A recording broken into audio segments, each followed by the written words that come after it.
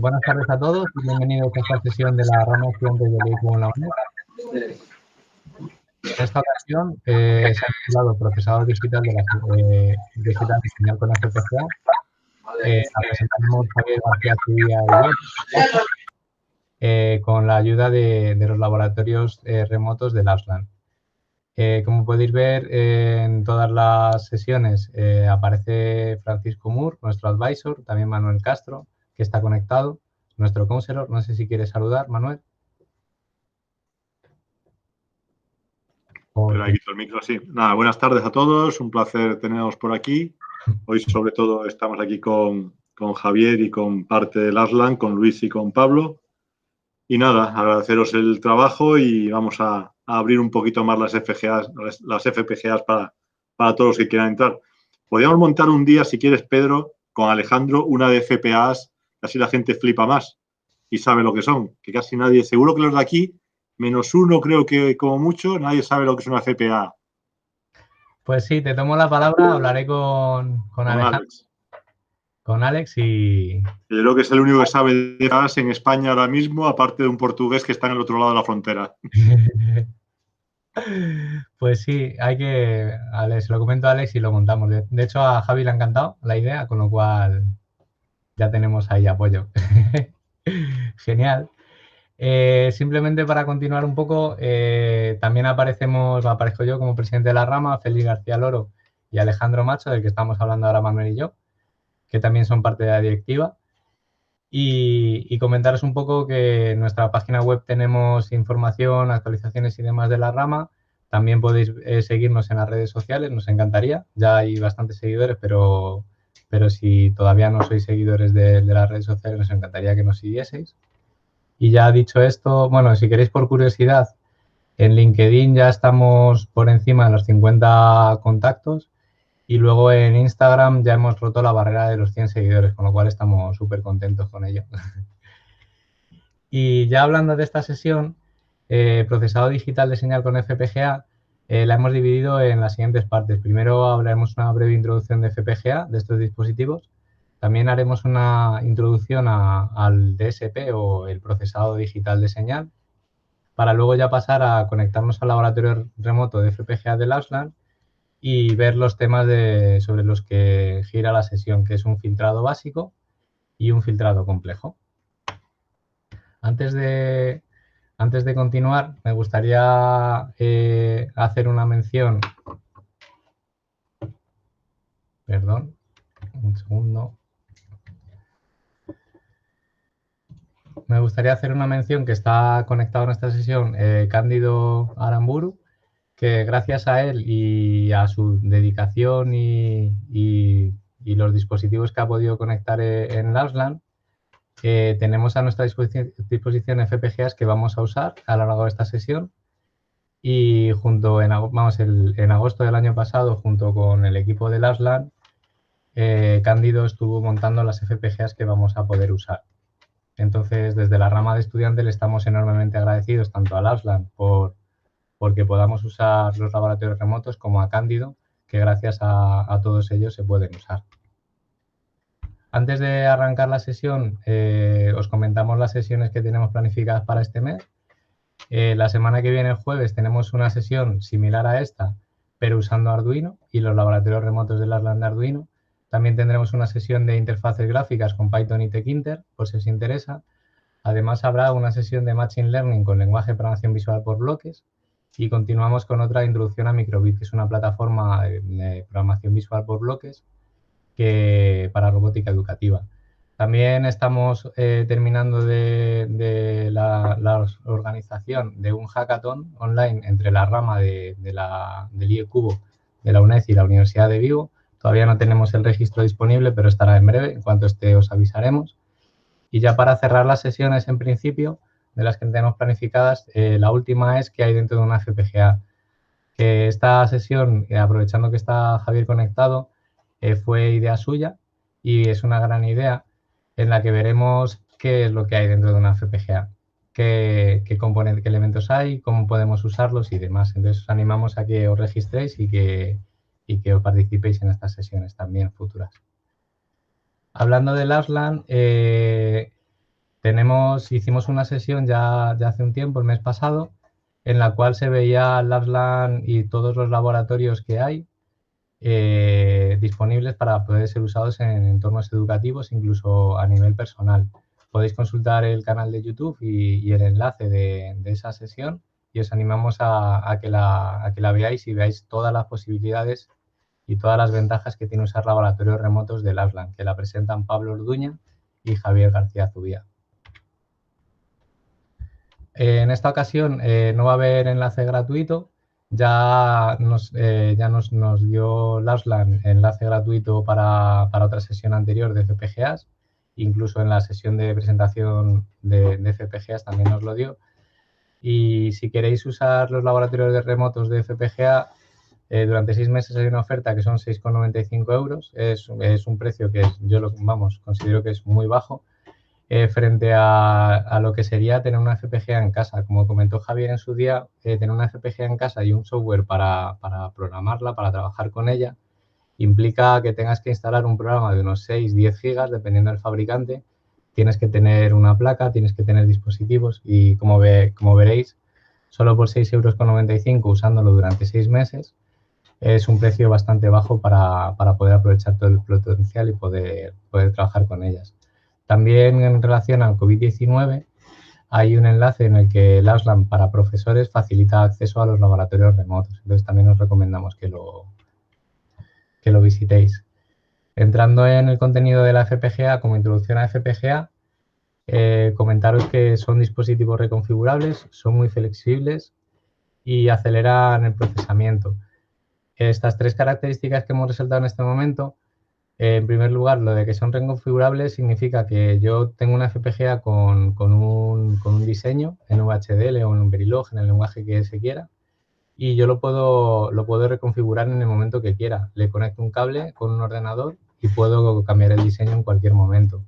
El tema de que son flexibles, como es lógica programable, podemos prácticamente desarrollar cualquier circuito, describir cualquier circuito y desarrollar prácticamente cualquier funcionalidad. Y la aceleración de procesamiento, por naturaleza la FPGA, son dispositivos que se promueve el que haya ejecución concurrente. Podemos tener tantos procesos como queramos definir, siempre que los elementos que haya en la FPGA nos lo permitan, y poder ejecutar todo en paralelo. Entonces eso es una ventaja que acelera muchísimo el procesamiento de datos y demás. Si tenéis curiosidad por indagar un poco más y no pudiste asistir a las sesiones que hicimos de FPGAs, hicimos una introducción a FPGAs, primeros pasos en el diseño microelectrónico, donde se dan unas pinceladas de estos dispositivos. Está en el canal de YouTube la sesión, la podéis ver en cualquier momento. Y luego también hicimos una sesión junto con Lapland, con laboratorios remotos de Lapland de FPGA, de primeros pasos con FPGA describiendo en VHDL como toma de contacto. Entonces, si tenéis interés en tener unas bases o repasar un poquillo unas pinceladas de las bases, os animamos a que consultéis el canal de YouTube y podáis ver las sesiones que hicimos. Ya pasando a la parte de DSP o el procesado digital de la señal, es el procesamiento de señales digitales y es una de las tecnologías más poderosas que darán forma a la ciencia y la ingeniería en el siglo XXI, en el que estamos. Solo por curiosidad, que lo comentó ya Manuel Castro en una sesión de FPGA, estos dispositivos, para una tecnología que está en auge ahora, blockchain, puede que sea uno de los mejores dispositivos con los que trabajar en relación prestaciones-coste. Y luego, como veremos, para procesado digital de señal, son unos dispositivos bastante cómodos y asequibles. Perdón.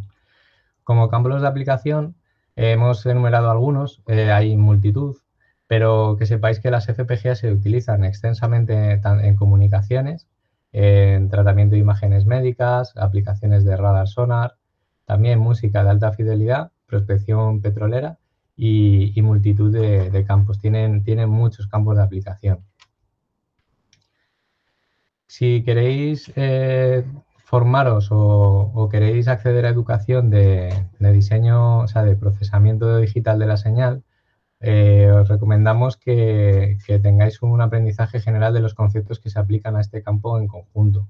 Es decir, el DSP o el procesado digital de señal es un área de conocimiento muy, muy amplio. En esta sesión daremos unas breves pinceladas usando FPGA como dispositivo, pero es muy amplio. Entonces, sí que es interesante que os forméis a alto nivel y que veáis en qué área os queréis desarrollar.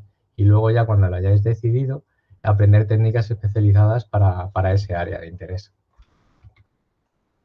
Dentro del tipo de procesado y tal y como hemos definido esta sesión, hay como dos bloques. Por un lado, el tratamiento de señales discretas, de las que son el 0 lógico o el 1 lógico, y por otro lado, señales de valores digitales, cuando, por ejemplo, usar valores que se adquieren de un sensor o de algún tipo de señal que queramos tratar. Y ya para continuar, hablando del laboratorio del ASLAN, como veis, la conexión podemos elegir entre una interfaz de desarrollo VHDL con este lenguaje de programación o también con Verilog. Como veis, con ASLAN y estas FPGAs se puede trabajar con los dos lenguajes de descripción de hardware más usados con FPGAs. El aspecto que tiene el interfaz de desarrollo del ASLAN es, como veis, tiene un botón de información, también tiene otro botón para hacer la síntesis y, por último, hay un botón para enviar lo que hayamos sintetizado de nuestro diseño a la FPGA. Debajo de estos botones tenemos un editor de texto que además nos resalta con colores las palabras claves del VHDL. Y más abajo podemos encontrar una consola donde pondrá información sobre posibles avisos o errores que pueda dar nuestro diseño a la hora de sintetizar y preparar para mandar a la FPGA. Y ya por último tenéis otras áreas en las que podéis añadir un archivo nuevo, podéis añadir un archivo de vuestro ordenador o podéis incluso descargar el archivo sobre el que estáis trabajando. Además de esto, podéis elegir la entidad de más alto nivel de vuestro diseño y acceder a documentación, tanto en nombre de las señales como archivos de ejemplos de Intel, incluso ejemplos que proporciona ASLAN para poder usar estas FPGAs y poder practicar o modificar para crear nuestros propios diseños. Y ya por último, si hemos hecho la síntesis y hemos solicitado acceso al laboratorio de FPGA, tendremos una FPGA de este estilo. Hay dos tipos de FPGA, esta es la DE2 y también está la DE1. La que usaremos será la que esté libre. Vamos a acceder a un laboratorio en el que podemos acceder a unas u a otras, son muy similares. Y como veis aquí, pues podemos cargar el programa y ver cómo funciona. Pasando ya a los ejemplos prácticos que vamos a usar, primero voy a explicaros un poco los ejemplos a alto nivel y con la presentación de PowerPoint. Y luego posteriormente pasaré a usar el laboratorio del ASLAN y navegaremos sobre el código, lo probaremos y veremos cómo funciona. Ahí, un segundo. Vale. Hay un efecto que es bastante desagradable cuando usamos FPGAs, micros u otros dispositivos y hay pulsadores, botones, y es el efecto de los rebotes. Estos pulsadores o elementos mecánicos lo que tienen son chapitas de metal que cuando tú lo accionas pues se separan o se juntan. Normalmente suelen estar separadas y se juntan y al juntarse, al chocar, rebotan y se abren y cierran muy rápido hasta que ya terminan la maniobra. Y lo que podemos observar cuando activamos un pulsador durante un tiempo y luego lo liberamos es que la FPGA o un micro lo ve como pulsos estrechitos, más anchos, hasta que ya termina de cerrarse o de abrirse. Como veis en la imagen, está el transitorio de la maniobra de cierre y la de apertura, ambas maniobras. El mini reto que os proponemos y que voy a ir desarrollando yo y con el que vamos a trabajar es cuántos rebotes se detectan al usar un pulsador. Si tenéis acceso al laboratorio del ASLAN y queréis usar el mismo ejemplo que voy a usar yo, Si accedéis al siguiente enlace de plazarobótica.r, cursos FPGA, button bouncing, .zip, .vhd, podéis descargarlo y podéis usarlo a la vez que yo. Voy a compartir ahora la pantalla para acceder al laboratorio.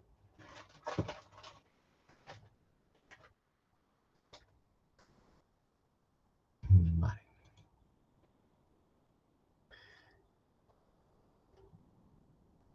Genial. Si tenéis alguna duda o queréis preguntar algo o plantear cualquier cosa, me podéis interrumpir en cualquier momento con total libertad. Aclaramos la duda y luego continuamos sin problema. Entonces accedo al laboratorio, como os he dicho, se va a acceder a cualquiera de los laboratorios. En este caso es una de 1 SOC y si no estoy yo muy equivocado, estas son de las de la Universidad Pública de Navarra que se han puesto gracias a Cándido Aramburu. Yo, por ejemplo, tenía otro archivo antes, lo que hago es que le doy al botón de añadir y elijo en mi PC el ejemplo que quiero usar. Como os he comentado, sería el botón bouncing, se carga el archivo. Lo que sí que me gustaría, si me podéis decir, es si lo veis bien o necesitáis que amplíe la pantalla. Yo lo veo bien. Sí. Yo veo bastante bien, ¿eh? Vale, estupendo. Más que nada, sobre todo el texto para el código, porque si no yo lo veo bien, pero si vosotros por lo que sea lo veis un poco pequeñito, yo le hago zoom y sin problema. Vale, pues continuamos. La parte esta de aquí, bueno, como supongo que ya sabréis, si es la primera toma de contacto que tenéis con FPGA, me lo comentáis y me paro en las cosas que pase por alto. Incluso si por lo que sea comento algo y queréis que lo explique un poco más, porque lo he pasado por alto, también me lo comentáis y lo explico. Esta es la parte de las bibliotecas donde usamos las que son de estándar del IE Cubo. Esta sería la entidad. Lo que he hecho en este ejemplo es coger la señal de reloj y luego he cogido los botones, los 4 botones, y luego también he cogido cuatro interruptores. Y por último, como salida, pues vamos a usar los 7 segmentos, todos los 7 segmentos. Ahora veréis para qué. Como veis aquí están definidas todas las señales que vamos a usar. ¿Qué queremos hacer? Pues queremos detectar los flancos y detectar el tiempo en milisegundos que está activa la señal. Entonces aquí hay una serie de señales para cada botón. Y luego, para mostrar los resultados o los valores que queremos, hay otras señales que están definidas para los 7 segmentos y para secuenciar los datos como vayan saliendo. Esta parte de aquí simplemente es pasar de las señales con las que trabajamos a los puertos de salida. Y luego aquí ya empiezan los procesos con los que vamos a hacer la detección de los flancos, de los botones. Entonces, lo que hacemos es, primero registramos la señal, el puerto de entrada. Lo que hacemos es una copia cada ciclo de reloj. Y luego, en esta parte de aquí, voy a saltarme primero esta línea para explicar esta y luego vuelvo. Y ahora veréis por qué. Lo que hago es que si la señal en el momento actual vale 1 y en el momento anterior, la que yo había registrado y guardado en el ciclo de reloj anterior vale 0, es decir, valía 0 y ahora vale 1, hay un flanco de subida, lo que voy a hacer es que en mi señal de flancos la voy a incrementar en 1. Y luego esta parte que me había saltado al principio es simplemente que utilizo el switch 1 cuando se activa para resetearlo. O sea, va a estar todo el rato contando flancos y si yo por lo que fuese necesitase resetearlo para empezar otra vez de 0, pues pulsando el botón, el interruptor 1, lo puedo hacer. Estos procesos de aquí son exactamente iguales, pero para los botones 2 y 3. Y luego, ¿cómo contamos los milisegundos? Pues con un contador. Lo que hacemos es que si tenemos activa la señal del botón, lo que vamos a hacer es contar los ciclos que hay.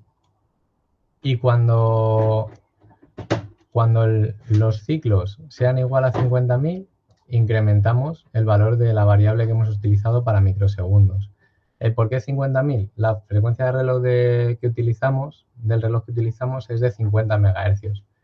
Eso quiere decir que habrá 50 millones de pulsos durante un segundo. Si yo quiero cada microsegundo hacer una cuenta, pues con multiplicar por 50.000 el número de ciclos ya tengo el microsegundo. Y esto es lo mismo que antes. Si nosotros pulsamos el interruptor 1, lo que haremos será hacer un reset a la señal de los ciclos y un reset a la señal de los microsegundos. Y los procesos que hay por debajo son iguales, pero para el interruptor 2, para el botón 2 y para el botón 3. Como veis, para el botón, que no lo he comentado antes, pero bueno, aprovecho ahora. Para el botón 2 utilizo el interruptor 2 para resetear su cuenta y para el botón 3 utilizo el interruptor 3. De esta manera, lo que me evito es que con un solo resetee todo. Independizo, puedo resetear todo el circuito entero con el botón 0 o puedo hacer un reset parcial con estas señales. Una vez que tenemos ya almacenado el número o la cuenta de los flancos y de los microsegundos que hay en cada señal, lo que vamos a hacer es secuenciar los datos que hemos obtenido y enviarlos a los 7 segmentos.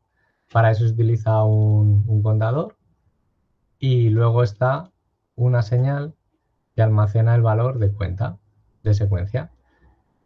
Si veis, cuando se llega al final de la cuenta, está pensado para que tarde un segundo, dos segundos, ¿vale? Como es 10 millones, con 50 millones tendremos un segundo, 10 millones es 2 segundos. Cada 2 segundos el secuenciador avanzará. ¿Cómo avanzará? Pues con esta parte de aquí. Lo que hacemos es un sencillo registro de desplazamiento. Tenemos nuestro registro, el show sequencer, que este es para mostrar la secuencia de datos. Y lo que hacemos es que desde el bit cuarto hasta el 0, lo mantengo tal cual. Y por la parte menos significativa le añado un 1. De esta manera, cada 2 segundos, el secuenciador empezará en 0, todos ceros, luego valdrá un 1 su bit menos significativo y se irá incrementando hasta que llega a su valor máximo, todo unos. Esto lo vamos a usar en el proceso siguiente, donde mostramos los datos, y aquí, en este proceso combinacional, estamos analizando el valor del registro de secuenciador.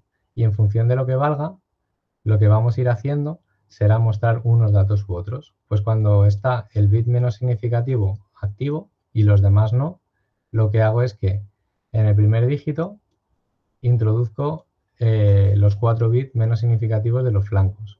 En el segundo dígito, los otros 4 bits menos significativos.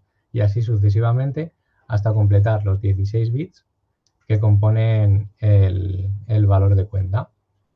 Y también lo que vamos a usar es un 7 segmentos para el tipo de dato. Será o una E para los flancos o una C para la cuenta del tiempo.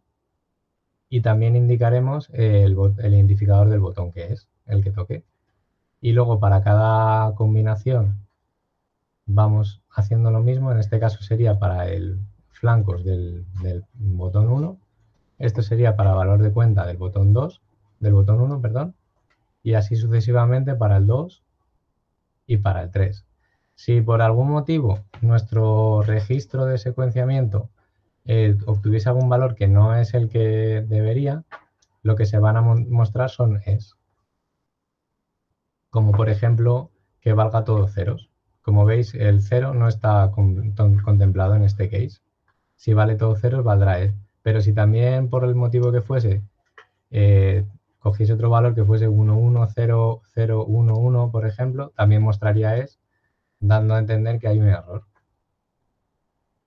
Y ya para acabar, que esto lo vimos en la sesión de introducción a FPGAs con Lapsland, lo que vamos a hacer es todos los dígitos los vamos a volcar en los 7 segmentos. el primer dígito al primer 7 segmentos, el segundo al segundo y así sucesivamente hasta usar los 6-7 segmentos. Entonces, si queréis, lo que vamos a hacer es, si tenéis alguna duda o queréis para que paremos en alguna parte, me lo comentáis con total libertad. Le voy a sintetizar. Bueno, como veis, solo por curiosidad, ha tardado muy poquito en sintetizar. Es porque ya lo tenía sintetizado y probado para ahorraros tiempo a vosotros. Y es una ventaja que tiene el Auslan, que si ya lo tienes sintetizado no tienes que esperar otra vez. Pero como veis, la envergadura de este circuito ya es bastante grande. Y tenemos señales que, bueno, esto tampoco es que tenga mucho peso, pero tenemos este contador, por ejemplo, que tiene bastante tamaño. También tenemos este contador que tiene también bastante tamaño. Estos son bastantes bits y son bastantes registros y lógica. Entonces, al final, esto se traduce en que el proceso de síntesis, el rutado y demás, tarde bastante. Pero bueno, tampoco... Nos conectamos ya a la FPGA. Ya se nos ha asignado FPGA y como veis esta FPGA que estamos usando es de la Universidad Pública de Navarra, es una D1 y aquí tenemos los 7 segmentos. Este de la derecha sería el menos significativo y así hasta el sexto. Como veis, de momento no hay ni flancos en el pulsador 1, ni en el 2, ni en el 3. Si, por ejemplo, pulso el botón 1, vemos que ha cogido un flanco, pero si os fijáis, está en hexadecimal, pero es 1,9F en hexadecimal microsegundos, son bastantes. De hecho, por curiosidad,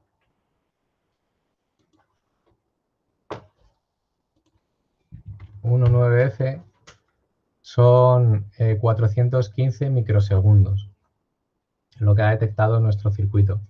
Si pulsamos el 2, por ejemplo, aunque ya lo he pillado en la parte que estaba mostrándose, pero bueno, mientras está mostrando trágenos en el 3, le voy a dar al 3 también.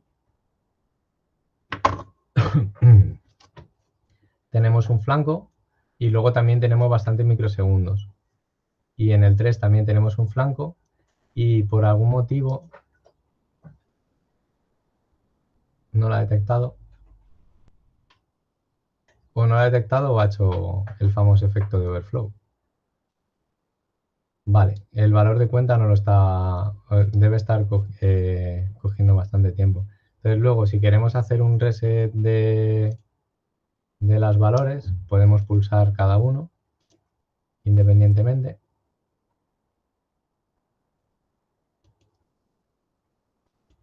Vale, y ya en los 2 minutos se nos acaba. Pero vamos, ya habéis visto un poco cómo funciona el circuito.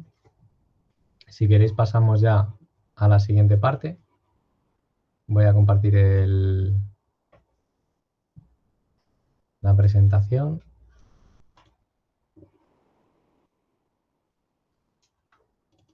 Vale.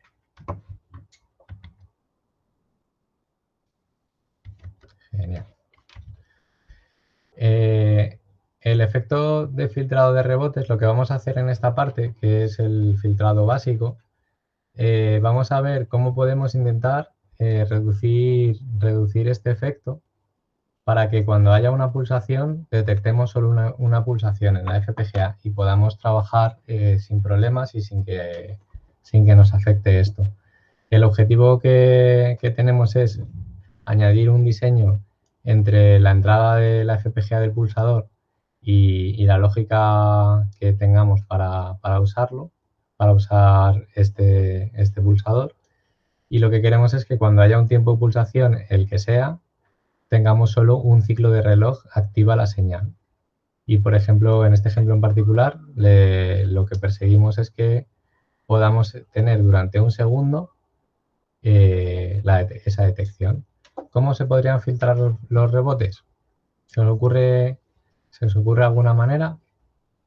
Vimos algo parecido en la otra sesión de FPGAs, pero si queréis podéis descargaros también de Plaza Robótica el archivo Bouncing Filter, que es el que voy a usar. Y voy a compartir otra vez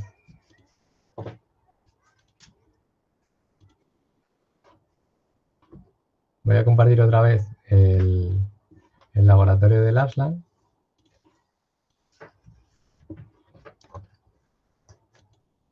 Y vamos a coger este ejemplo. Entonces, vamos a verlo, es Bouncing Filter, y lo vamos a ver un poco por encima, y luego ya vamos a ver cómo funciona. Como veis, esto no ha cambiado, simplemente se han hecho modificaciones dentro del diseño. No se han modificado los puertos ni nada. ¿Cómo vamos a hacer el filtrado? Pues lo primero que vamos a hacer es usar un temporizador, y cuando ese temporizador esté en su valor de reset, el valor de inicio, lo que vamos a hacer es detectar, como hemos hecho antes, el flanco. Si nosotros detectamos el flanco, vamos a activar la señal de filtrado. Y también vamos a activar un contador. Entonces, si no hemos llegado al valor de arranque de nuevo, lo que vamos a hacer es poner esta señal filtrada a 0 y vamos a seguir contando. Con esto lo que conseguimos es que vamos a activar durante un ciclo de reloj nuestra señal filtrada, porque al ciclo de reloj siguiente la vamos a poner a 0. Esta parte de aquí es la misma para el segundo botón y esta parte de aquí es la misma para el tercer botón. Luego, esta parte de aquí es la misma. Vamos a contar lo mismo que teníamos antes, contamos los flancos, pero en esta ocasión ya estamos usando nuestra señal filtrada para el botón 1, para el botón 2 y para el pulsador 3. Y también vamos a contar los microsegundos, tanto para un botón con la señal filtrada, como para otro botón, como para el tercer botón. Si os fijáis, aquí ya no hace falta hacer detección de flanco, porque como sabemos que nuestra señal filtrada solo está activa un ciclo de reloj por pulsación, con detectar que está activa ya podemos contar los ciclos y los flancos que está activa. Y esta parte es igual a la del secuenciador, esta es exactamente la misma. Si os fijáis en esta parte, que la he pasado rápido y por alto, aquí esta señal que utilizamos para filtrar, que si vale 1 o si la voy incrementando y demás, no tiene límites, o sea, no se va a incrementar siempre. Nosotros lo que vamos a hacer es, gracias a la definición de introducir un rango en los enteros y dar un rango que definimos nosotros propios, lo que vamos a conseguir es que cuando valga 50.000, automáticamente se va a poner a valor 1. No utiliza el rango de enteros definido por el estándar IEQO. Entonces le damos a sintetizar este ejemplo. Como ya lo había trabajado y lo había probado, se sintetiza súper rápido y lo vamos a cargar en la FPGA.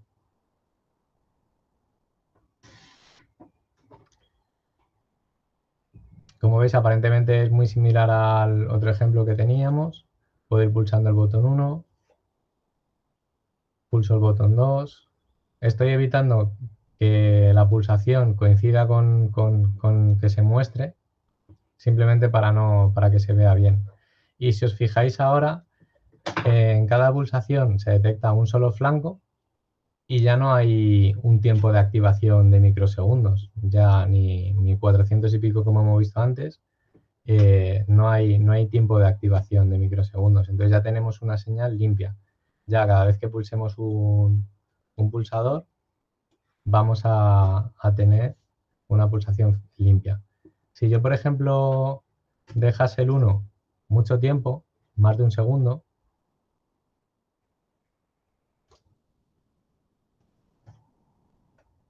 lo que podemos ver es que se detectan más flancos, pero solo se va a detectar un solo flanco por cada segundo. Estupendo, pues con esta parte habríamos acabado ya el filtrado básico. Voy a volver a la presentación.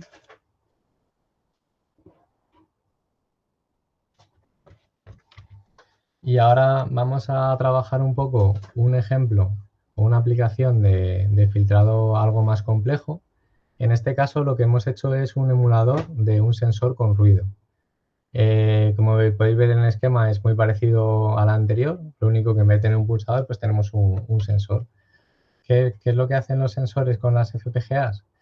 Pues le proporcionan los datos de, por ejemplo, un sensor de ultrasonidos de distancia, pues le dirá la distancia a objeto que hay, obstáculo que hay. Con este tipo de sensores y de hecho con sensores más o menos económicos, yo sí que he experimentado que hay veces que te dan un valor raro, un valor que no es real, por el motivo que fuese, por ruido o por lo que sea. Y lo que hemos hecho es modelar estos datos para que os hagáis una idea de lo que sería una pulsación como la que hemos visto antes, de 0 a 1, o una distancia de un objeto que se mantiene esa distancia durante un tiempo y luego se vuelve a alejar, pero que cuando está alejado hay un pico y luego en el momento en el que está más cerca, pues también hay unas medidas un poco raras. En esta aplicación, lo que vamos a hacer es usar los LED con ciertos umbrales para detectar la distancia del sensor o el valor del sensor. ¿Cuál creéis que puede ser el efecto del ruido en las medidas recibidas? Podéis descargaros también el ejemplo en la web de Plaza Robótica, en el área de FPGA. Y voy a acceder al laboratorio del Aslan para cargarlo. Si queréis o si pensáis el efecto que puede ser y demás, lo podéis comentar o si queréis comentar algo, con total libertad. Vale, pues accedo al laboratorio del Aslan. En este caso vamos a coger el ejemplo Sensor Noise y os voy a mostrar un poco cómo está construido este emulador de sensor. En este caso los botones no los vamos a usar, solo usamos el de reset. Vamos a usar los LED para, en función de ciertos umbrales, activar unos u otros LEDs y también los 7 segmentos para ir viendo los valores. Como veis, he utilizado una constante donde tenemos todos los datos que se podrían adquirir de un sensor en este ejemplo. Como veis, hay muchos valores de 0, mucha muestra de 0, luego hay algo de ruido y tras un tiempo hay medidas más altas, pues un valor de 100. Pero hay un momento en el que también se cuela ruido y dan valores menores. Continúa el nivel alto y luego ya baja, pero también tenemos un poco de ruido al final. Aquí están definidas todas las señales que se utilizan para esta lógica y para este emulador, para mostrar en cada segmento, en cada 7 segmentos la medida del sensor. Esto es la conexión con puertos, como hemos hecho antes. Y esta os sonará porque es muy parecido, es el secuenciador. Lo que hacemos es que cada segundo en esta ocasión se van secuenciando los valores de las medidas para que se vaya viendo una medida nueva cada segundo. Y lo que vamos a hacer es, igual que antes, vamos a hacer un registro de desplazamiento para que se vayan introduciendo los valores nuevos en los displays 7 segmentos. Aquí lo que hacemos es que se definen los umbrales con procesos combinacionales para activar los LED. Pues si las medidas son mayores de 15, activamos el primer LED. Si son mayores de 47, el segundo. Si son mayores de 79, el tercero. Y si son mayores de 111, el cuarto. De esta manera, si tenemos medidas mayores de 47, tendríamos 2 LEDs encendidos y así sucesivamente. Y lo que vamos a hacer también es todas las medidas que se van mostrando, las vamos a volcar en el formato de los 7 segmentos. Si os fijáis, las medidas son de 8 bits.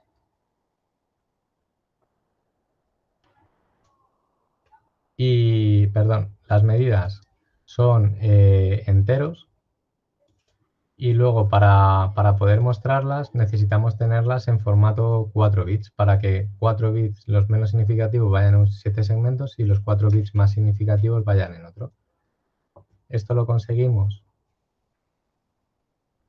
Aquí estábamos. Tenemos la primera medida ya en formato para poder trabajar con ella en 7 segmentos. Lo que hacemos es una conversión. La Standard Logic Vector, como es entero, primero tenemos el entero aquí, lo pasamos a un Signet con 8 bits y luego a Standard Logic Vector, que es el formato de la primera medida. Y una vez que tenemos ya en el formato Standard Logic Vector las 3 medidas, la vamos a pasar a los dígitos, que son de 4 bits. Y cuando ya tenemos los dígitos, a los 7 segmentos, igual que antes. Pues si le damos a sintetizar y cargamos en la FPGA,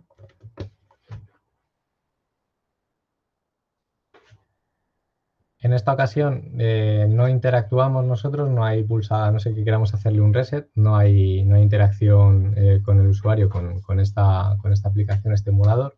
Como veis está todo a 0 y ya ha venido una muestra de más de 111.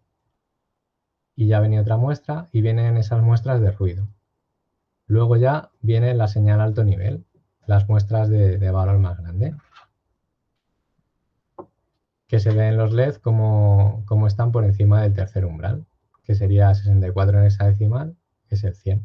Y ahí vemos que viene ruido, pero en vez de ser alto nivel, pues a bajo nivel.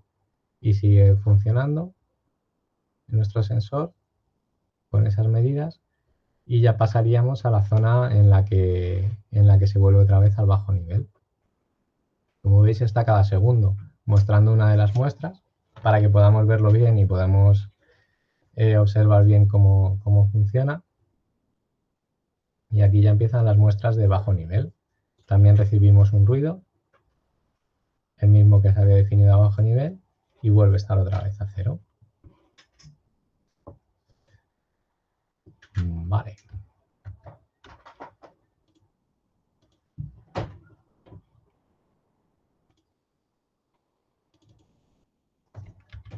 Pues bien, el efecto del ruido este, lo que vamos a hacer es usar un filtro un poco más complejo del que hemos usado antes, en este caso para valores de sensores, y lo que perseguimos es que se consiga suavizar la forma o los valores que recibimos del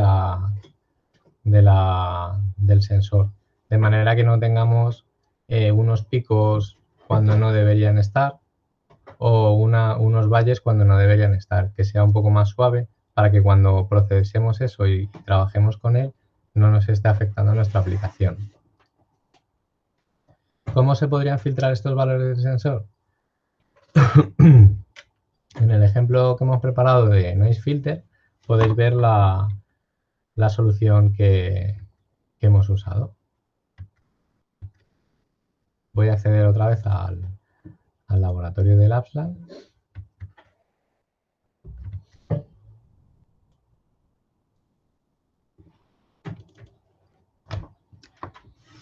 Y elegimos nuestro filtrado,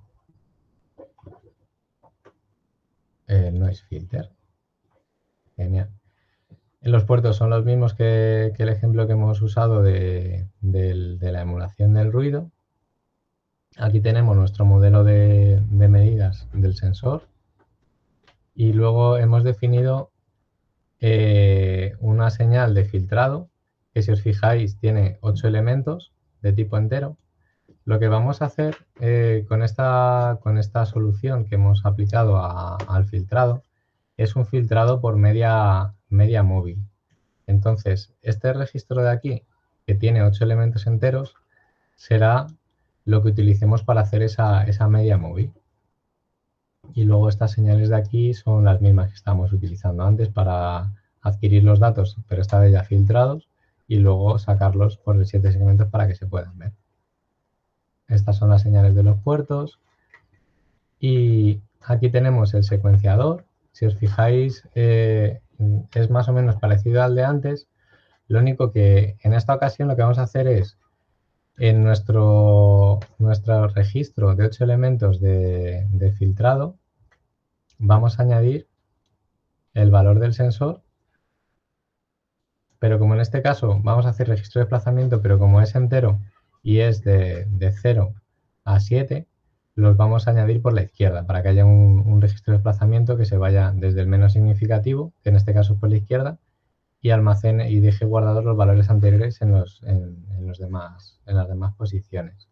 ¿Cómo se hace una media móvil? Pues una media móvil, si ya tenemos el registro de desplazamiento aquí definido y lo vamos alimentando con las medidas que queremos filtrar, es tan sencillo como sumar todas las medidas que ya hemos guardado y lo dividimos entre el número de elementos, que son 8. Entonces aquí ya tendríamos el valor filtrado y con este valor filtrado ya lo podemos mover al display. Entonces el proceso este es más o menos similar. El display es registro de desplazamiento también, como hemos visto en el otro ejemplo.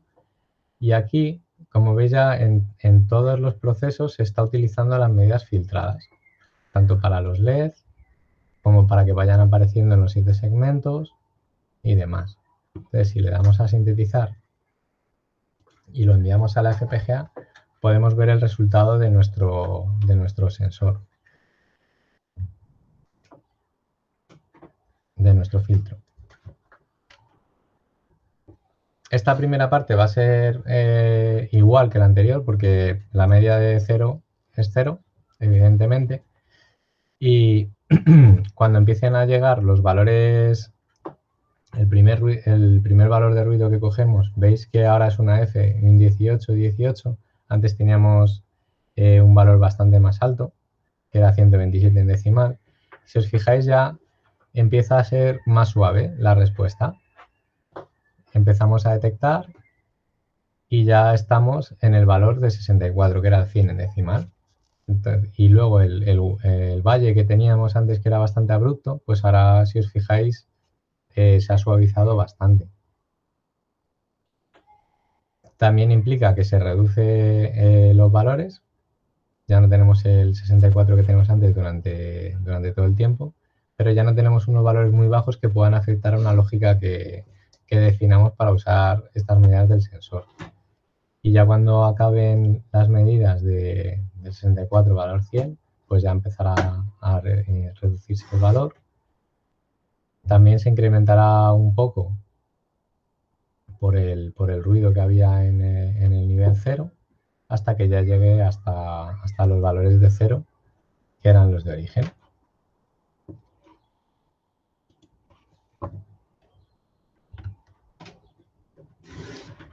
Genial.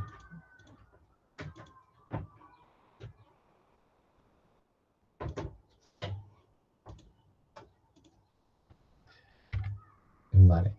Y por si os animáis a seguir trabajando con esto, os hemos preparado un par de retos para los próximos 7 días o cuando queráis, porque como esta sesión se va a grabar, la podéis repasar en otro momento y podéis trabajar con ello cuando queráis. Estará en el canal de YouTube y podéis acceder cuando mejor os convenga.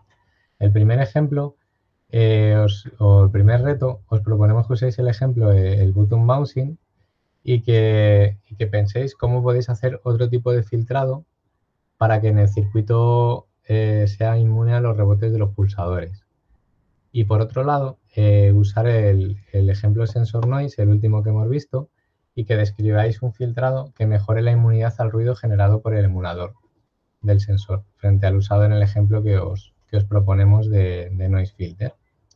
Entonces, en principio, esos dos retos, si os animáis a trabajar con ello, estupendo. Si tenéis cualquier duda, curiosidad o queréis, por algún motivo, que os aclaremos alguna cosilla, pues os podéis poner en contacto con nosotros a través del correo peplaza@iec.net.es.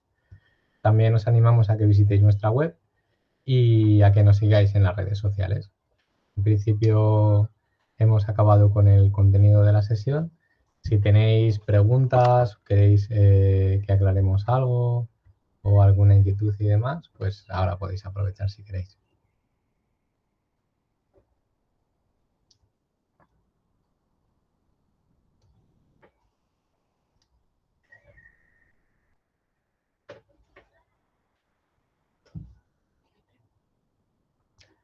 Y si no tenéis ninguna duda o pregunta, pues podemos cerrar la sesión ya.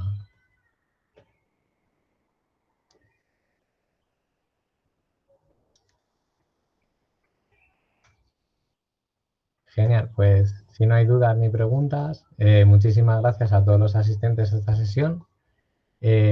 Muchísimas gracias a Labsland por habernos facilitado los laboratorios remotos de FPGA. Isabel lo escribe. Muchas gracias, muy interesante. Muchísimas gracias, Isabel. Esperamos que os haya gustado y esperamos veros en futuras sesiones. También queremos agradecer a Cándido que haya contribuido de la manera que lo ha hecho para que podamos usar estos laboratorios de FPGA, que están genial. Beatriz también da las gracias. Muchísimas gracias, Beatriz. Y dicho esto, esperamos veros en futuras sesiones. La semana que viene haremos una sesión similar a esta. Cándido también da las gracias. Muchas gracias, Cándido. Haremos una sesión con Arduino. En los ejemplos ha habido un error tipográfico, no es .zip, los archivos son .uhd, los zip son los de Arduino. Entonces, si queréis descargarlo de Plaza Robótica, esos archivos van a estar disponibles y se pueden acceder gratuitamente, a descargar gratuitamente. Sí, la próxima semana a las 7 también. Os vamos a mandar a todas las personas que se habéis registrado a esta sesión la presentación. Entonces, todos los enlaces que hemos visto y se han pasado más o menos rápido, los podréis copiar y pegar del PDF para luego acceder a registro de sesiones, acceder a los archivos y demás con total libertad. Muchísimas gracias, que tengáis buena semana y buen fin de que ya estamos al lado y esperamos veros pronto. Chao.